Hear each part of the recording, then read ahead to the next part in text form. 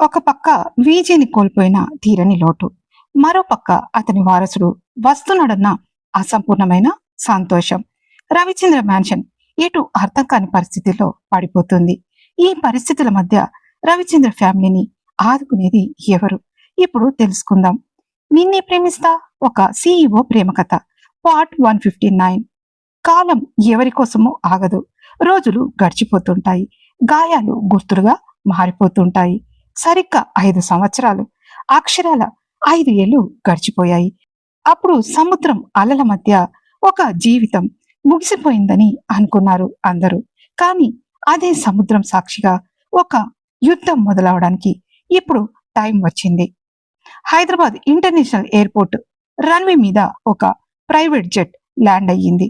అది ఆగకముందే కింద డజన్కు పైగా హై ఎండ్ బ్లాక్ కార్స్ వచ్చి అక్కడ ఆగుతాయి. ఆ జెట్ డోర్ తెరుచుకోగానే మెట్ల మీద నుండి మొదట ఒక hand made Italian leather shoe కనిపించింది. ఆ అడుగు నేలను తాకగానే చుట్టూ ఉన్న సెక్యూరిటీ అంతా ఒకేసారి వినయంగా తలలు వంచుతారు. మెల్లిగా అడుగులు వేస్తూ బయటకు వచ్చాడు ఆ వ్యక్తి. అతను వేరు చేసిన dark grey custom made 3 piece suit అతని పర్సనాలిటీకి ఒక భీకరమైన రాజసాన్ని ఇచ్చింది. వైట్ షర్ట్ మీద టాప్ బటన్ విప్పి ఉండడంతో అతని మెడ కండరాలు హైలైట్ చేస్తుంది. కోట్ భుజాల మీద ఒక బ్లాక్ లాంగ్ ఓవర్ కోట్ రాజసాన్ని ఒలికిస్తుంది. బ్లాక్ ఏవియేటర్ గ్లాసెస్ ఉన్న ఆ వెనక ఉన్న చూపులు శత్రువుల గుండెల్లో వణుకు పుట్టించేలా ఉన్నాయి. ముఖంపై 5 ఏళ్ల క్రితం జరిగిన ఆ యాక్సిడెంట్ కి గుర్తుగా లెఫ్ట్ ఐబ్రో దగ్గర ఒక చిన్న ఘాటు ఉంది. అది అతని అందాన్ని తగ్గించకపోగా ఒక క్రూరమైన ఆకర్షణను ఇంకా యాడ్ చేసింది. ఒకప్పుడు ముఖంలో ఉన్న చిరునవ్వు ఇప్పుడు ఎంటీగా ఉండి కేవలం ఒక కరుడుగట్టిన గంభీరత, ఎవరిని దగ్గరకు రానివ్వని యాటిట్యూడ్ కనిపిస్తుంది. అతని రాకతో ఎయిర్పోర్ట్ లాంజ్ అంతా సైలెంట్ అయిపోయింది. అతను నడుస్తుంటే షూస్ చేసే క్లిక్ క్లాక్ సౌండ్ తప్ప మరేది వినిపించడం లేదు. అతని పక్కనే నడుస్తున్న సంతానం కూడా ఇప్పుడు చాలా సీరియస్ గా మారిపోయాడు. బాస్, కార్స్ రెడీ, మనం నేరుగా సిటీ అడ్రస్ కి వెళ్దామా లేక మన సేఫ్ హౌస్ కా అని అడుగుతాడు బొంగురుపోయిన గంభీరమైన గొంతుతో. ముందు నా ఫ్యామిలీ ఫోటోగ్రాఫ్స్ అన్ని నాకు అందాలి. ఆ నాగిరెడ్డి ఈ 5 ఏళ్లలో నా భార్యను ఎంత ఇబ్బంది పెట్టాడో, ఆదిత్యగాడు ఎక్కడ నక్కి ఉన్నాడో ప్రతి డీటెయిల్ నాకు కావాలి. నా ఐడెంటిటీ ఎవరికి తెలియకూడదు, కనీసం నా భార్య కూడా అని అంటాడు విక్రమ్ రాయ్ ఆలియాస్ విజయ్. అతను కారు ఎక్కే ముందు గ్లాసెస్ తీసి ఒక్కసారి హైదరాబాద్ ఆకాశం వైపు చూడగా ఆ కళ్ళల్లో పగ, ప్రేమ, ఆవేదన అన్ని కలిసిన ఒక వింతైన మెరుపు ఉంది. స్వప్ని, నీ విజయ్ చనిపోయాడని అందరూ నమ్ముతున్నారు. కానీ నీ కోసం, మన వాళ్ళ కోసం నేను విక్రమ్ రాయ్గా పుట్టాను. ఈ 5 ఏళ్లలో నువ్వు చిందించిన ప్రతి కన్నీటి చుక్కకి, నన్ను నీకు దూరం చేసిన ఆ ప్రతి ఒక్కడికి ఈ విక్రమ్ రాయ్ నరకం చూపిస్తాడు అని మనసులో బలంగా అనుకుంటాడు విక్రమ్ రాయ్ ఆలియాస్ విజయ్. అదే సమయంలో ఇక్కడ మ్యాన్షన్ బాల్కనీలో విజయ్ పోలికలతో చాలా క్యూట్ గా ఉన్న 5 ఏళ్ల బాబు ఆడుకుంటూ ఉంటే వెనక నుండి స్వప్నిక వస్తుంది. ఆమె ఇప్పుడు మునుపటి కంటే చాలా సీరియస్ గా, స్ట్రాంగ్ గా కనిపిస్తుంది. ఆమె కళ్ళల్లో విజయ్ని కోల్పోయిన బాధ కన్నా ఆ బిడ్డను చూసుకుంటూ ఒక ఐరన్ లేడీలా మ్యాన్షన్ బాధ్యతలు మోస్తోంది. నాన్న రాజ్, ఇక ఆడింది చాలు, ఈ రోజు మనం స్కూల్కి వెళ్ళాలి కదా అని అంటుంది స్వప్నిక. మమ్మ, మరి నేను స్కూల్కి వెళితే అక్కడికి డాడీ వస్తారా అని ఆశగా అడుగుతాడు స్వరాజ్. ఇప్పుడు కాదు నాన్న, నువ్వు బాగా చదువుకుని పెద్దయ్యాక డాడీ వస్తారు అని అంటుంది స్వప్నిక. అప్పటి వరకు నాకు డాడీ కనిపించడా అని కళ్ళల్లో నీళ్లు తెచ్చుకుంటాడు స్వరాజ్. ఆ మాటకు స్వప్నిక గుండె తరుక్కుపోతుంది. ఆమె ఆకాశం వైపు చూస్తూ, వస్తారు నాన్న, ఖచ్చితంగా మన కోసం వస్తారు అని మనసులో అనుకుంటుంది. ఆమెకు తెలియదు, తాను ప్రాణంగా ప్రేమించే వ్యక్తి తన ప్రాణాలను కాపాడటానికి ఒక అండర్ వరల్డ్ డాన్ల నగరంలోనే అడుగు పెట్టాడని. అది హైదరాబాద్ లోని ఒక 7 స్టార్ హోటల్. Presidential lounge. అక్కడ జరగబోయే బిజినెస్ డీల్ కోసం సిటీలోని సెలబ్రిటీలంతా ఎదురు చూస్తున్నారు. ఎందుకంటే ఆ డీల్ ఇచ్చేది సామాన్యుడు కాదు, దుబాయ్ నుండి వచ్చిన అపర కుబేరుడు, underworld king Vikram Roy. Vikram Roy తన గ్లాసెస్ సర్దుకుంటూ చేతిలో ఉన్న సిగార్ను వెలిగించి కిటికీ గుండా బయటకు చూస్తుంటాడు. అతనికి ఎదురుగా ఉన్న సోఫాలో సంతానం ఫైల్స్ చెక్ చేస్తుంటాడు. అప్పుడే లాంజ్ డోర్ తెరుచుకుంటుంది. సంతానం లేచి నిలబడి, boss, SNS company CEO Swapnika గారు వచ్చారు అని అంటాడు. విక్రమ్ రాయ్ నెమ్మదిగా వెనక్కి తిరిగాడు. 5 ఏళ్ల తర్వాత తన భార్యను అంత దగ్గరగా చూసి అతని గుండె ఒక్క నిమిషం ఆగిపోయి మళ్ళీ కొట్టుకుంది. స్వప్నిక మునుపటి కంటే చాలా హుందాగా ఒక పవర్ఫుల్ బిజినెస్ ఉమెన్లా కనిపిస్తుంది. కానీ ఆమె ఒంటరిగా రాలేదు. ఆమె పక్కన ఇంచుమించు వీజీ వయసే ఉన్న ఒక వ్యక్తి చాలా ఫ్రీగా మాట్లాడుతూ నడుస్తున్నాడు. అతను స్వప్నిక భుజాన్ని తడుతూ, డోంట్ వరీ స్వప్ని, డీల్ ఖచ్చితంగా మనకే వస్తుంది, నువ్వు టెన్షన్ పడకు అని అంటాడు అతను. ఆ దృశ్యం చూసిన విజయ్కి రక్తం మరిగిపోతుంది. ఆమె చిన్నగా నవ్వుతూ, ఇట్స్ ఓకే ఆకాష్ అని అంటుంది. ఆ నవ్వు చూడగానే విక్రమ్ రాయ్ కళ్ళల్లో నిప్పులు కురుస్తాయి. ఆకాష్ ఒక 4-5 ఏళ్ల ముద్దుల బాబును ఎత్తుకొని ఉంటాడు. వాణ్ణి చూసిన విజయ్ ఒక్కసారిగా అవాక్కవుతాడు. అంటే వాడు తన రక్తం పంచుకు పుట్టిన కొడుకు. రవిచంద్ర ఫ్యామిలీ గురించి ఇంటర్నెట్లో అంతా ఉంది, కానీ బాబు వివరాలు లేవు. అసలు వాడి వివరాలు ఎందుకు లేవో అతనికి అర్థం కాలేదు. మనసులో జరుగుతున్న సంఘర్షణ బయటికి కనపడకుండా దాచిపెట్టుకుంటూ, వెల్కమ్ మిసెస్ స్వప్నిక, కూర్చోండి అని తన గొంతులో వస్తున్న వణుకును దాచుకుంటూ గంభీరంగా అంటాడు విక్రమ్ రాయ్. స్వప్నిక సోఫాలో కూర్చుంటుంది. ఆమె కళ్ళలోకి చూస్తుంటే విజయ్కి తనని తాను నియంత్రించుకోవడం కష్టమవుతుంది. ఆకాష్ ఆమె పక్కనే చాలా క్లోజ్ గా కూర్చుని రాజుని స్వప్నిక ఒడిలో కూర్చోబెడతాడు. వాడు ఆకాష్ మోకాళ్ళ మీద తల పెట్టుకుని పడుకుంటాడు. డాడీ, నాకు హెడేక్ గా ఉంది అని నీరసంగా అంటాడు. డాడీ అన్న మాట విజయ్ చెవుల్లో సీసం పోసినట్టు అనిపిస్తుంది. విజయ్ కళ్ళలో ఒక సెకండ్ నీళ్లు తిరిగిన వెంటనే దాన్ని కోపంగా మార్చుకుంటాడు. తన చేతిలోని సిగార్ ముక్కలయ్యేలా నలిపిస్తాడు విజయ్. తన కొడుకు వేరే వ్యక్తిని డాడీ అని పిలుస్తున్నాడా? అసలు ఆ వ్యక్తి ఎవరు? స్వప్నిక అతనికి అంత ఇంపార్టెన్స్ ఎందుకు ఇస్తుంది? అలా ఆలోచిస్తున్న విజయ్ విక్రమ్ రాయ్ ఆకాష్ వైపు తీక్షణంగా చూస్తూ, బిజినెస్ మీటింగ్ కి మీ ఫ్యామిలీని కూడా తీసుకురావడం ఏంటో నాకు అర్థం కావట్లేదు మిసెస్ స్వప్నిక. పైగా మీ పార్ట్నర్ మీతో చాలా క్లోజ్ గా ఉంటున్నట్టున్నారు అని సీరియస్ గా అంటాడు. అంతే, అతని మాటలను తప్పుగా అర్థం చేసుకున్న స్వప్నిక, మిస్టర్ రాయ్, మీరు బిజినెస్ మాట్లాడడానికి పిలిచారా, లేక నా పర్సనల్ లైఫ్ మీద కామెంట్స్ చేయడానిక?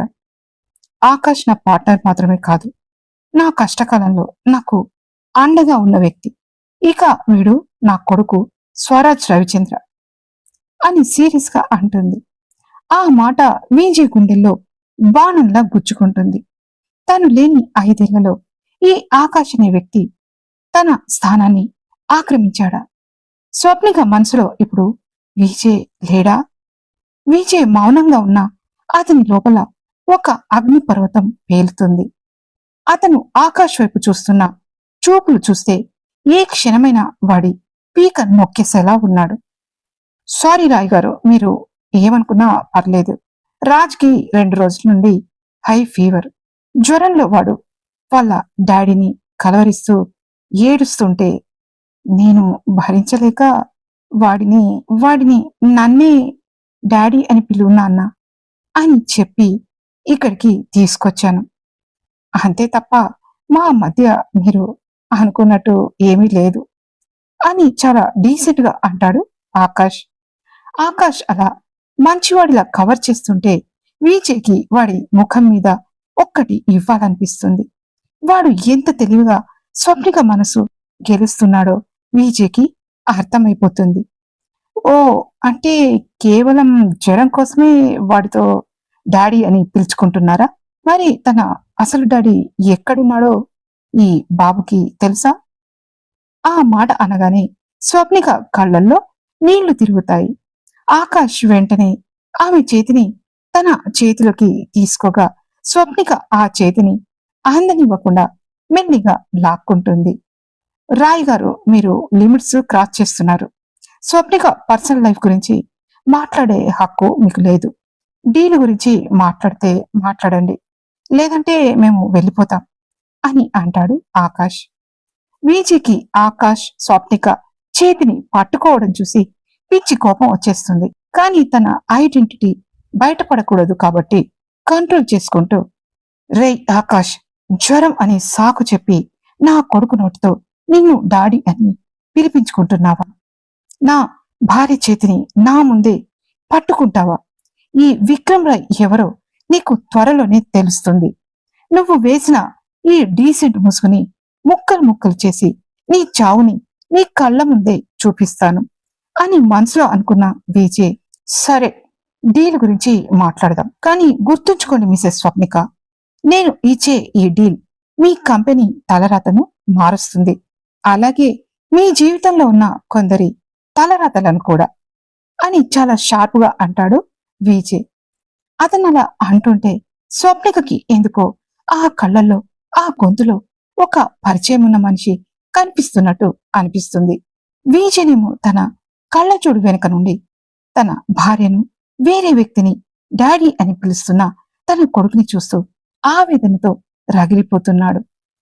హోటల్ లాంచ్ మీటింగ్ జరుగుతుండగా విక్రమ్ రాయ్ పక్కనే గంభీరంగా నిలబడి ఉన్న వ్యక్తిని స్వప్నిక తేరిపారా చూసింది.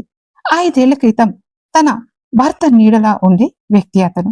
తన భర్త ప్రాణాలను కాపాడలేకపోయానన్న బాధతో మాయమైపోయిన వ్యక్తి. సంతానం నువ్వా? నువ్వు ఇక్కడేం చేస్తున్నావు అని ఆశ్చర్యంగా అడుగుతుంది స్వప్నిక. సంతానం ముఖంలో ఎటువంటి భావం లేకుండా విక్రమ్ రాయ్ వైపు ఒకసారి చూసి వినయంగా తల వంచుతాడు. అవును వదినమ్మ, నేనే. విజయ్ సార్ మిస్ అయ్యాక నేను ఎక్కడ ఉండలేకపోయాను. కొన్ని నెలల క్రితం విక్రమ్ రాయ్ గారు నన్ను కలిశారు. ప్రస్తుతానికి నేను ఆయన సెక్యూరిటీ చీఫ్ గా వర్క్ చేస్తున్నాను. ఆయన ఇండియాలో ఉన్నంత కాలం నేను ఆయనతోనే ఉంటాను అని అంటాడు సంతానం. స్వప్నిక కళ్ళల్లో ఒక మెరుపు మెరుస్తుంది. సంతానం లాంటి నమ్మకస్తుడు విక్రమ్ రాయ్ దగ్గర ఉన్నాడంటే ఈ రాయ్ కూడా మంచివాడే అయి ఉంటాడని ఆమెకు ఒక చిన్న ఆశ కలుగుతుంది. కానీ విక్రమ్ రాయ్ చూపులు మాత్రం ఆకాష్ మీద నిప్పులు చెరుగుతున్నాయి. ఓ, అంటే వీచే పాత మనుషులంతా ఇప్పుడు మీ దగ్గర ఉన్నారన్నమాట రాయ్ గారు. చాలా ఇంట్రెస్టింగ్ అని వెటకారంగా నవ్వుతూ అంటాడు ఆకాష్. నమ్మకమైన మనుషులు ఎప్పుడు నా దగ్గరే ఉంటారు ఆకాష్. వాళ్ళకి తెలుసు ఎవరికి ప్రాణం ఇవ్వాలో, ఎవరి ప్రాణం తీయాలో. సంతానం, వీళ్ళకి డీల్ పేపర్స్ ఇచ్చి పంపించు. రేపు పొద్దున్నే నేను ఎస్ఎన్ఎస్ ఆఫీసు విజిట్ చేస్తాను. అప్పుడు మిగతా విషయాలు మాట్లాడుకుందాం అని చాలా సీరియస్ గా అంటూ లేచి నిలబడతాడు. వెంటనే ఆకాష్ తన ఒళ్ళో పడుకున్న రాజుని ఎత్తుకుంటాడు. ఆయన నీరసంగా ఉన్నవాడు విజయ్ వైపు క్యూరియస్ గా చూస్తూ ఆకాష్ చేతుల్లోంచి జారుకుని విజయ్ దగ్గరికి వస్తాడు. వాణ్ణి ఎత్తుకోవాలని ఉన్నా వాడు కొంచెం వింతగా విజయ్ వైపు చూస్తూ, అంకుల్ దగ్గరగా రండి అని పిలుస్తాడు. పిల్లాడిని దగ్గరకు తీసుకుని ముద్దులాడాలని ఉంది. తన కొడుకు తననే అంకుల్ అని పిలుస్తుంటే కలిగే బాధ మాటల్లో చెప్పలేనిది. కానీ తన ఐడెంటిటీ బయట పడకూడదు. విజయ్కి ఏదో తెలియని ఆనందం వాడి వైపు లాగుతుంది. ఎందుకు అని అడుగుతాడు విజయ్. మీరు టాల్ గా ఉన్నారు అంకుల్, షార్ట్ గా ఉన్న నాకు అది అందడం లేదు అని ముద్దు ముద్దుగా అంటాడు. వాడి షార్ప్ గా ఉన్న ముక్కు, సీరియస్ గా ఉన్న ఆ కళ్ళు, హెయిర్ తనలా ఉంటే బూరె బుగ్గలు, పెదవులు మాత్రం స్వప్నికవే అని అనుకున్న విజయ్ వాణ్ణి అపురూపంగా చూస్తూ ఎత్తుకుని వాడి బుగ్గ మీద సున్నితంగా ముద్దు పెడతాడు. నీ పేరు అని అడుగుతాడు విజయ్. అయ్యో, ఇంతకు ముందు మా అమ్మ చెప్పింది కదా, అప్పుడే మర్చిపోయావా? నా పేరు రాజ్, స్వరాజ్ రవిచంద్ర. అని అంటాడు క్యూట్ గా. అవునా, ఏ ఏరియాకి నువ్వు రాజువి అని చిన్నగా నవ్వుతూ అడుగుతాడు విజయ్. మా రవిచంద్ర మ్యాన్షన్ కి నేను రాజునని మా గ్రాండ్ పా చెప్పాడు అని నవ్వుతూ అంటాడు వాడు. రాజ్ తన చిన్ని చేత్తో అతని లెఫ్ట్ ఐబ్రో పైన కనిపిస్తున్న స్కార్ ని మెల్లిగా రాస్తూ, ఇక్కడ అయిందా నీకు అని అడుగుతాడు. మొదటిసారిగా పువ్వులా మెత్తగా తాకుతున్న తన కొడుకు చేతి స్పర్శకు పులకరించిన విజయ్ గొంతులో ఏదో ఏదో అడ్డుపడినట్టయి మాట బయటకు రాక అవునంటూ తల ఊపుతాడు. ఏ, నువ్వు ఫైట్ చేస్తే మీ మమ్మ ఏమనలేదా అని అమాయకంగా అడుగుతాడు రాజ్.